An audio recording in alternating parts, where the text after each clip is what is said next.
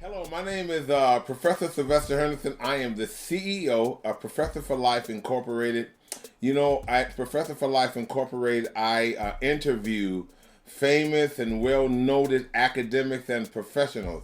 And I am so honored this morning to be able to interview CEO Roderick Jefferson of Roderick Jefferson and Associates. Welcome, Mr. Jefferson.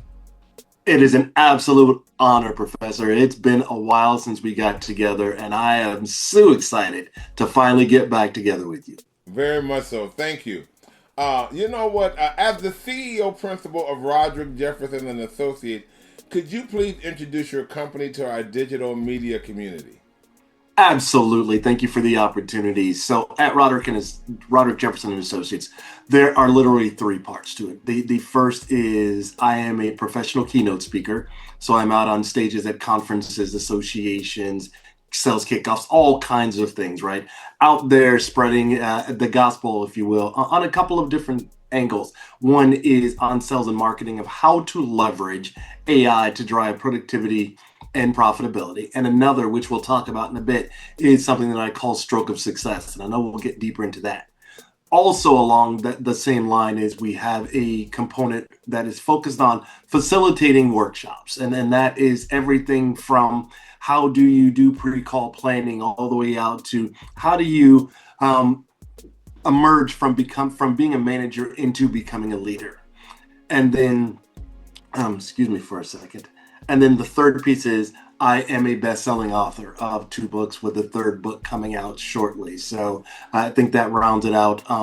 There always, as you know, with both you and I, there has to be an academic component. That's and right. Learning and growth. Wonderful. Where did you grow up? And can you share your academic journey? Where did you go attend college and all those wonderful things? Sure. So I was born in Shreveport, Louisiana, that down south, and grew up there until latter part of early years, moved into Dallas, Texas, spent some time there, and then moved out to California. My parents were military, so moved us out to California. They said, we're going to California. You know what we thought? Swimming pools and movie stars. Well, we landed at Castle Air Force Base in Merced, California. For those that don't know, it is all agricultural. It was the first time I actually saw a cow up close and got a chance to smell one too. And it was not what I thought was going to be. So I finished up high school here in Central Valley, and then from there I actually went back down south to go to school because I was a radio and television broadcast major, and I found the school. I was also a basketball player, so I had both academic and athletic scholarships. So I decided to go back down south because I thought, hey, I'll get a chance for the family. I was adopted, so I'll get a chance for my real mom and paternal father and such to get a chance to see me play. Well, I got down there and it wasn't the experience I thought it was going to be. I realized that I wasn't a citizen of the South anymore. I was from the South, but I was no longer a citizen. I was now a citizen of California, and I think my mind was a bit wider and broader than what they were used to down there. So I decided to come back to California, and I finished up my undergrad out here.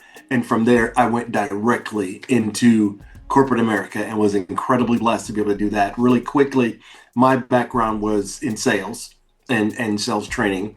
I've been blessed to work at companies like AT&T, Siebel, eBay, HP, Oracle, Salesforce. And then about 7 years ago, I decided, you know what? I've made them billions of dollars. It was time for me to open up my own shop. And thus, that's where the birth of Roderick Jefferson and Associates came from. Wow. What an enthralling story. Now, what was the name of the university?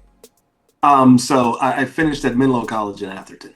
Oh, wow. Okay. I've heard Mr. Jefferson wonderful things about Menlo College. I hear that it was a small yet very powerful liberal arts college that really concentrates on building student success. Absolutely. They should be very proud of you, as I am.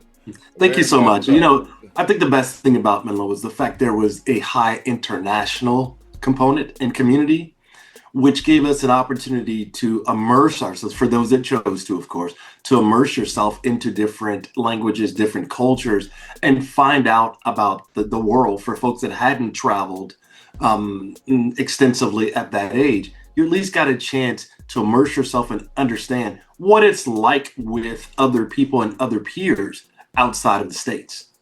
Wow. Thank you for sharing that. Thank you. As a noted author and best-selling author of Stroke to Success, which is a powerful title, what does stroke symbolize in your journey, and how did it shape your approach to success? That's a great question. I look at it, and the way that I describe it is think about it as a show that you go to watch, right? And there are three components to it. And the first was the rise. As I was saying, I was an executive in corporate America. I'd gotten up to senior vice president. I was flying around on corporate jets and helicopters and just living the life of what people saw as success. Now let's go into the second phase of this. What happened is it almost killed me. I was ultra successful. However, I kind of lost sight of who I was and focused more on what I was doing. It was about my title. It was about the company. It was about the salary band. It was about all those things that truly in real life don't matter.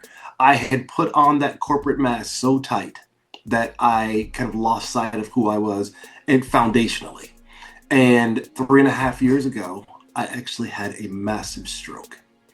And to add to that, I had my stroke while I was asleep. I was in Los Angeles getting ready for a sales kickoff event and another keynote. And I come to find out that 98% of sleep stroke victims never wake up. So I'm incredibly blessed to be a part of the 2% club. And I tell that story in the book. And now the third phase is I actually coded, I died, flatlined. They brought me back. I got a chance to have a conversation with my mama. My mama died in 99. She had some very, very stern and some very specific and poignant directions of what my new purpose was that I'm trying my best to live every day. And that third act is what I call the phoenix that rises from the ashes. And that's where I am now at this age and stage. It's different. I focus on 4 things: faith, family, friends, and fun. That's my 4 F's. And of course, in that, I now am a grandfather. So with that brings a whole different level of experience, need, mortality, and also legacy. Wow. What a wonderful legacy that you're leaving, not only for your children and family, your wife and family and children, but to the world in general. As you were talking, I could actually feel your empathy, and I can actually feel your passion for how this is sort of an internal reformation that you had in some regard. Having said that, you've been a pioneer in sales enablement. How does Stroke to Success redefine the role of enablement in driving business outcomes? It's interesting. When I wrote the third book, Stroke of Success, for me, it was partly my way of stepping out of that sales enablement box, although I was the creator of my own box, right, of creating that industry. But then the more that I was writing it, it really struck a chord with me that what I'm now doing is teaching leaders, not just sales, but leaders in general and people in general. The world wants to talk about AI. And I'm also there as well. That's one of my keynotes. But it's IQ plus EQ plus AI. And to answer your question, that's how things have changed. I am now a far more empathetic leader than I ever was. I am far more focused on the people component. And I don't mean this is a project manager, this is a manager, this is a VP. No, these are people. And I'm also I am laser focused on, and I'll tell you part of what my new purpose from my mama was, and that was, I may not be able to make life easier for people, but if I can make it a little better moving forward by engaging with me, then you know what, sir, mission accomplished. You need to put that on a t-shirt. And what a wonderful, wonderful symbol. Can you share a pivotal moment in your career where you had your stroke and where you sort of overcame adversity or stagnation? I can share quite a few, and it's actually one of the stories in the book. I was I wasn't the typical stroke, I'll say, where most people think stroke. You're completely debilitated, you can't move. But I did have to learn how to walk again. I had to learn how to walk, to talk again. And that's difficult because my stroke actually landed smack dab. And I know that God has a sense of humor for this very reason. It landed in my speech center. For a man that is paid to talk, I couldn't talk, so all I could do was listen. And oh, did I listen. And so throughout that time where I'm lying here and I can't get words out, but I found other ways to communicate, it really gave me a sense of peace, oddly enough. Now, frustration at the same time, because I'm so used to, I was a former athlete, so I'm used to being in control of my body. I've always been blessed enough to have a high level of intelligence. Sometimes I was smart, but most of the times it was just intelligent. I'll be honest, right? And we both know there's a big difference there. That's right. But at this point, where I really was I was completely dependent for the first time in my life. I needed my wife, my family, my kids, my extended network, my chosen family. I was completely dependent from everything, helping me get my clothes on and helping me move from place to place, and walking through my vocal exercises over and over, learning how to do things that just become innate to us until you can't do it. And my perfect example is I never realized until my stroke how far my couch was from the bathroom, right? Because you're like, okay, I just get up and go. It's not as easy when you don't have complete control of your faculties, and the legs don't want to work, and the arm is down. So it was definitely, I'll say, a learning experience and quite humbling as well. You are a miracle. Indeed. A miracle. Indeed. A wonderful miracle. Thank you. And what a joyous miracle you are. Thank you so much. What are the most common misconceptions about sales enablement that you aim to challenge in your book? Yeah, thank you for that question. There are a couple things. One is that sales enablement is all about training, and it's not. My emphasis has always been you train animals and you enable people.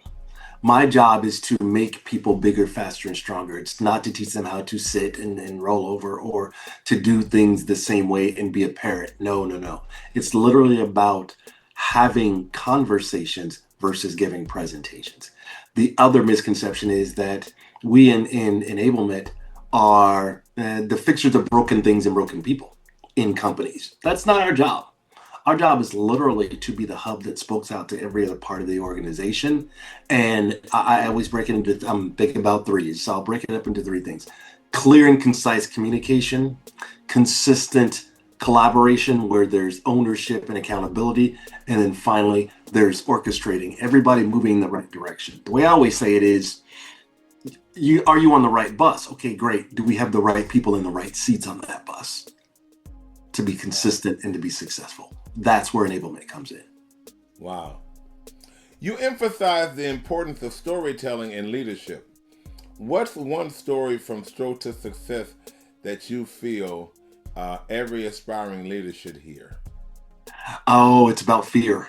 That's a great question, because as leaders, we as humans, we all feel fear, right? We all hit that fight or flight. Most of the time, leaders are not open to or have the ability to be vulnerable, right? You're the executive. You're supposed to know everything. You get the big salary. You better know how to do these things. The board expects certain things of you. The people that are under you are counting on you to know things, right? But what I got out of it was, I remember the first time after my stroke, I was in Las Vegas, and I was, back in the background, and I have this routine I go through. I go through my prayer before I go out, and I always ask God the same thing. Lord, allow me more of you to shine through me. And secondly, please don't let me fall and become a meme today. Right. And I'm serious about this. So I'm in the background and I'm coming back out there. And what I realized was I was completely frozen and paralyzed by fear, because it was the first time I had spoken publicly. It was the first time I had talked about my stroke publicly. And the problem is the speech center sits here, and directly next to it is the emotional center. So I was extremely emotional. I could cry at the drop of a hat. And I was like, I've got this persona and people have an expectation. And then I went out there and I started to have the conversation. We did a sit down conversation with a friend of mine that moderated. And what I realized was I allowed them to finally see the real me. It wasn't the executive that was polished. It wasn't the guy that had practiced so much that I could do it in my sleep. It was literally foreign water to me. And all I knew was sink or swim, and sink was not an option. So I said, here's what I'm going to do. And I just remember saying this: you're going to hear you're going to see a different side of me today.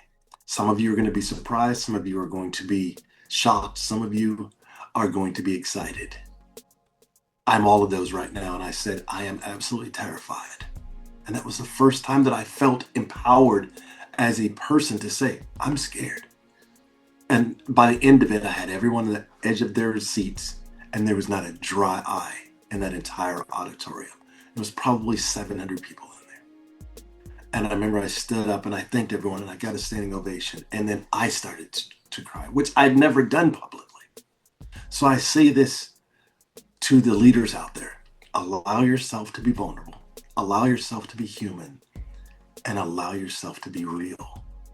Because the things that you're trying to do in that persona, it won't matter. And I remember an old adage: people may not remember what you taught them or said to them, but they will always remember how you made them feel. That's right. Wow. You know what? I am being enthralled and just captivated by listening to you. What a human story of graciousness and class and humility that you're displaying. Thank you for that. How do you balance the human side of enablement, empathy, coaching culture with the metrics-driven demand of modern sales organizations? You know, I learned a long time ago that corporate America is here to make a profit, not friends. And so I have to keep that in mind every day. And you know what? I'm still a work in progress, and I know so are the other leaders. So I really get to know the person. And if it's about the empathetic side, we can indulge in that. But most of the time, it's literally, how are we going to make people bigger, faster, and stronger, as I said earlier? How do we accelerate speed to revenue? How do we increase productivity? How do we create customers for life? Because at the end of the day, that's what the corporation and the board really hangs their hat on. So I think I've gotten smart enough now to say, okay, that's great on the empathetic piece, and don't leave that out, but focus on the metrics. But then I think I've found a semi-sneaky way to kind of weave this in, and that is, I believe that enablement has to be woven into the fabric of the culture of a company. And that's how I bring that empathetic side. Because, and I always explain to the leaders, culture is what happens when no one is watching. It's not what you put on your social media. It's not what you put on your outbound messaging. It's literally the way you as a leader will get people to either follow you or not. And if they don't follow you, most of the time, it's because you're a manager, not a leader. Leaders lead from the front, but they also go to the back to make sure no one is ever left behind. Wow. You are continuing to share wonderful jewels of information with our audience. Thank you so much. You've worked with some of the world's top companies. What patterns of success did you observe across these organizations, and how are they reflected in your book? Oh, thank you for that one. There's been some great logos that I've had a chance to work with, but I think there is a thread of success, and that success is that it is driven from the top down, right? Because what's important to your manager or your leader is imperative to you. So it's important that when I'm working with a company now as a consultant, I work from the top down. And that's not to negate anyone that's a mid-market manager or leader or director, but you can only impact and influence. You can't really change culture. If you're a C-level, it's, CRO, CEO, CFO, you drive and own the vision as well as the culture. So working with them really has changed the mindset. And because I was one of them, I speak their language. And I call it playing corporate chess instead of checkers. And so it's like anything else, whether you're fraternity, sorority, whether you're in an organization. If you know the secret handshake, you're one of us. If you don't know the handshake, you're just outside the wall. Wow. I'm just really enlightened by hearing your answers. Thank you. Thank you. If a reader could only take away one actionable insight from stroke to success, what would it be? While you are navigating your journey of life towards success, through showing persistence and determination, don't forget that it becomes dangerous. And I want to stress dangerous when you're out of balance and you lose self-care and mindfulness. You've got to find ways to feed your soul as well as yourself and your family. And when those two are out of balance, either way, it becomes a problem. It's like anything. I love sweet potato pie. Too much sometimes, right? But the problem is I don't want to eat it every day. That's right. Right. And anything else. I love a good steak, but I don't want it every day.